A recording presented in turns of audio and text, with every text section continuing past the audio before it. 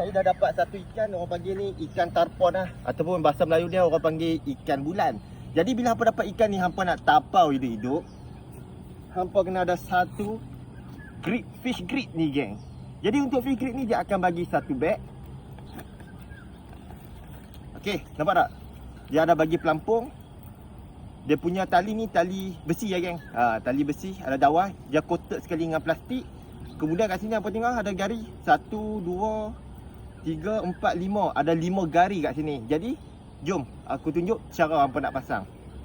Okey, saya dah tunjuk cara nak pasang. Mai dekat sikit. Nampak tak? Tolak spring ni, tolak dia punya gari je. Akan tekan kau macam ni ya. Jadi ambil ikan, cucuk di bahagian bawah.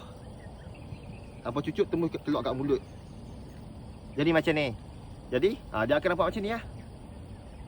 Buka, tarik spring dan masukkan. Jadi macam ni. Jadi macam mana? Okey, nampak tak? Tempat tinggi geng. Jadi tali dia dah panjang, cukup panjang dah. Apa balik? Okey, macam ni je geng. Macam ni je. Jadi untuk kaki pancing, saya memang recommend hampa ada gari yang macam ni. Untuk gari tadi hampa boleh dapatkan di rumah Oren ataupun link yang aku sediakan di bio aku geng. Jadi apa lagi? Strike kau-kau, ingat letup kau-kau.